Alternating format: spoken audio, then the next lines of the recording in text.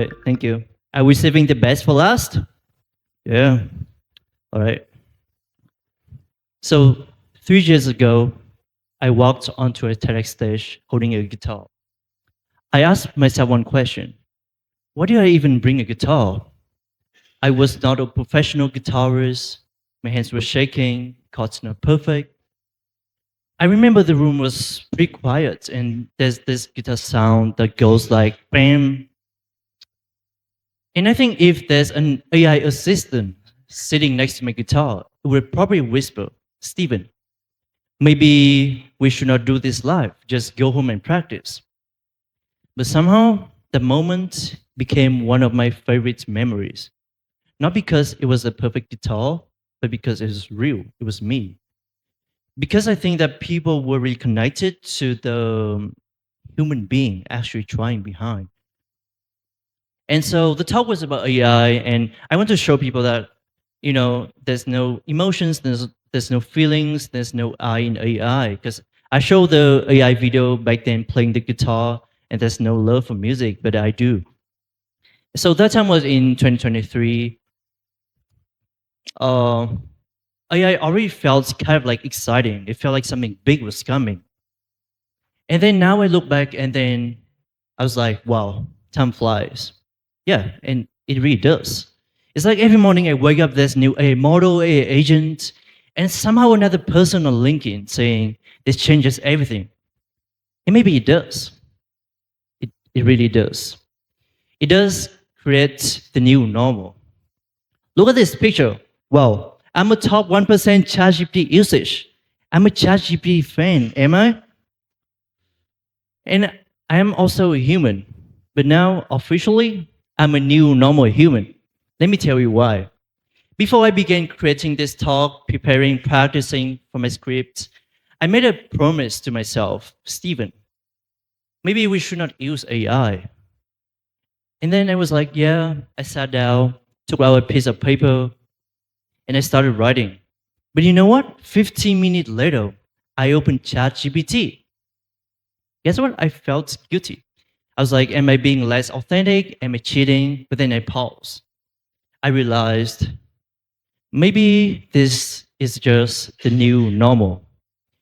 Maybe this is just what people initially doubted the internet and Google 20 years ago, but now it became part of our daily lives. And so the question I want to talk with you guys today is not should we use AI, but should we use AI without losing ourselves? Because as the coming wave of AI agents enters, AI can take actions where you can do things much smarter, faster.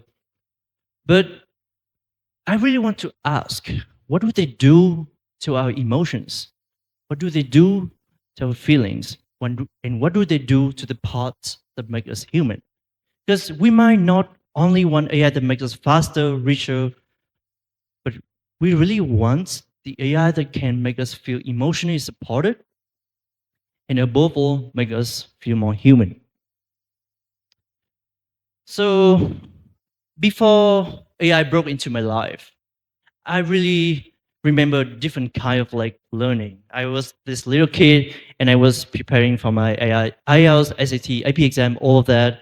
And I would go to my tutor and he would hand me this huge stack of SAT practice tests. And I asked him, are you giving me a personal attack in PDF form? Because that attack is literally hit my brain so hard, forcing me to think. And so, because I remember I had like one night to complete full 3 practice tests before my class next morning, and at that time I hated it. But then I realized maybe those nights were giving me something. They were giving me patience, discipline. They were quietly not preparing me just for exam, but also for life. And I think now if a student had also the same situation and they just upload everything to AI and they solve this for me in seconds, and honestly, I understand why. Because if someone is frustrated, the temptation is real. And somehow AI is always be the one who is always there for you and never say, bro, I'm tired, leave me alone.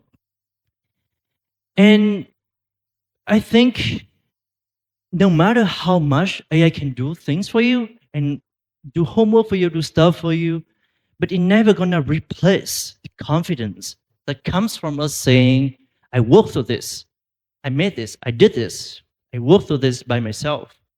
Because I believe that happiness sometimes comes from growth, comes from struggle, and happiness comes from the parts that we are not good yet.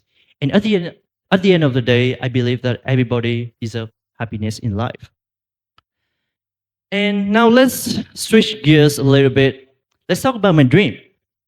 So my dream, every morning I wake up, take a cup of coffee, tea, and wake up to this table.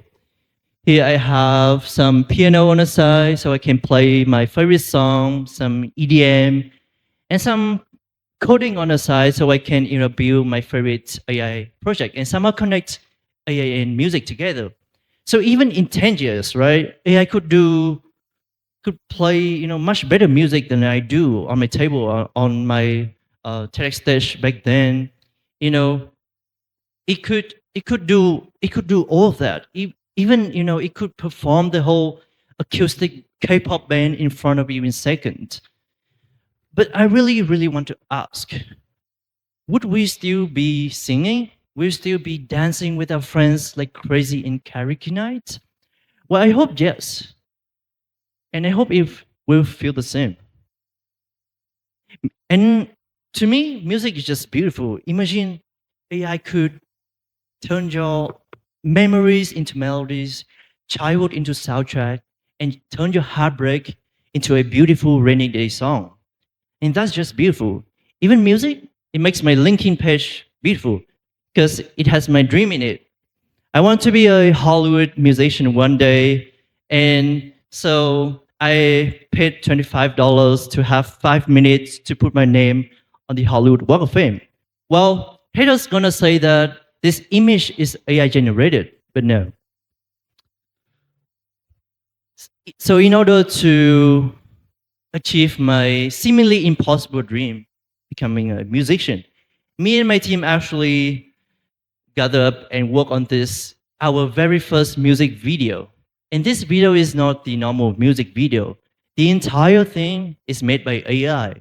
AI did the music, the lyrics, the melodies, the images, the video, and I really want to play it for you right now. And let's enjoy the show.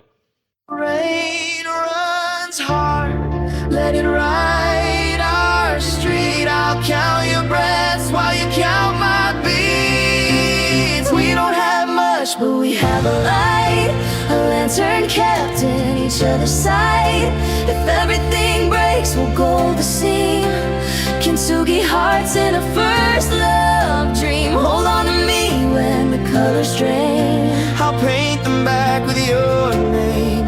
We're not unscarred, but we're still bright. You and I, where we keep the light. If distance grows, I'll leave the door wide. Put your light on, I'm on your side. All right, do you like it? Yeah, it doesn't feel like AI at all, right? At least the figures is like AI. But this AI music video is based on actual first love story. Me and my team transfer everything story from a actual couple, and we infuse emotions into AI, and AI just outputs this video. And it personally, the song touches my heart. It made me maybe I want a AI girlfriend one day. It's just that simple, right? Instead of saying I love you every day, you just prompt I love you and put it into a repetitive system and it just send it for you. And it's first love story. And but the thing I want to talk about this is that after watching this, I realize maybe AI, I see it, I see AI as a new instrument. Because just like any other instrument, it only sounds beautiful when the human heart actually plays it. Oops, sorry. And I do not only see this in music, I also see it in hotel, travel, hospitality, and art. So I was the software engineer at Marriott International. It's a hotel travel company, right?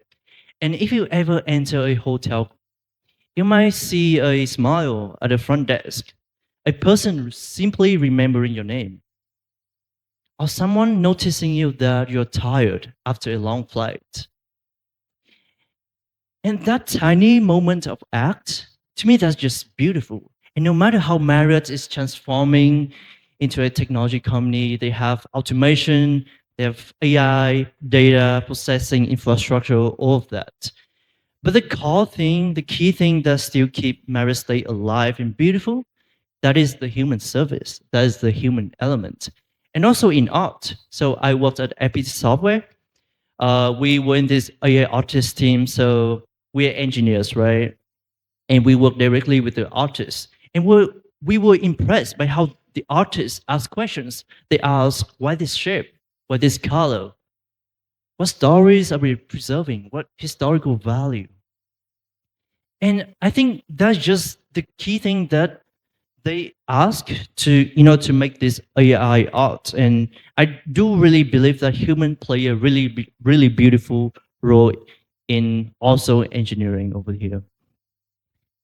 So yeah, so far we talk about playing guitar, we talk about SAT tests, we talk about music, we talk about travel, we talk about video.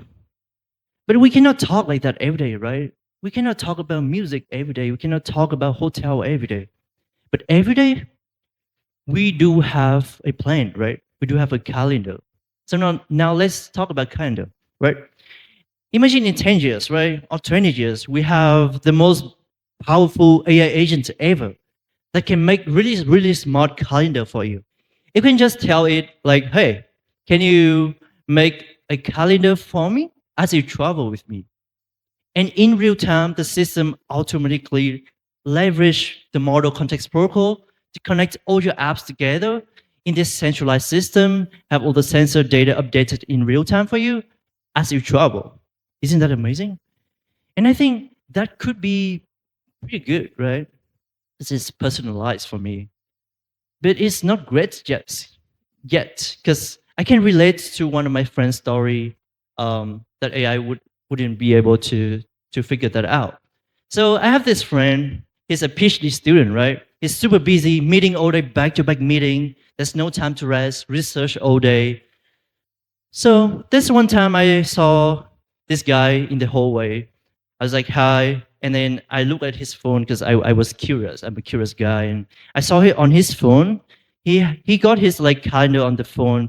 And I looked even closer and I saw his 5 minutes bathroom break on the calendar. I was like, what are you even doing here? He's like, I'm going to the bathroom 5 minutes. He literally put 5 minute bathroom break in his 24 hours day.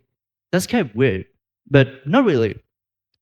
Maybe this is just how humans are born to humanly and fully optimize things. Because AI might know you well, but humans are still the one who decide and make things more human. And AI is born to me to make people satisfied, right? To make people sometimes happy. But to me, happiness is not always logical. So last winter I went to Alaska, right? I was a really big fan of Disney and Mickey Mouse. So I brought this Mickey Mouse balloon on top of the Alaska mountain. It was freezing outside. It was super cold. It was minus 30 Celsius degrees. But I still brought this Mickey Mouse balloon, just take a picture and got back home. And if there's an AI travel assistant, an AI assistant that travel with me, it would probably tell me something like, hey, Stephen, maybe this activity has low utility and high frostbite risk. And I think that just pissed me off because AI never understand what I really want, what I really feel really happy when I was up there. And it was me with a Mickey Mouse balloon. So whether it is me playing guitar on stage or it was me preparing me for SAT exam. You know, there's no AI explanation, or even me with a Mickey Mouse balloon. All of those things, they actually made a change in my perspective. Instead of normally ask like, what can AI do for me? What can I make me richer? Something like that. I would ask. I would really, really want to ask that, can AI make us feel more human, more present, and make us feel really happy in whatever we do? Because at the end of the day, I believe that everybody deserves a happy life. Just like me 3 years ago, I played guitar on stage, was not a professional guitarist, but I still enjoy it. I do SAT tests without AI explanation. I code, I play music without AI. I still enjoy it. But in the future, when AI can do most of those things much better than I do, even this TED Talk, I could make better TED Talk. I still want this talk to be mine. My hope, my story, my dream, and my imperfect human voice. Because in the future, I believe that we human people, we should seek our future human voices, future authentic human voices. Because in whatever we do, we should seek happiness in our lives. And no matter how smart AI is or will be, we should always try to not let AI make us forget what happiness feel like back then. Because we're human, and let's be more human. Thank you.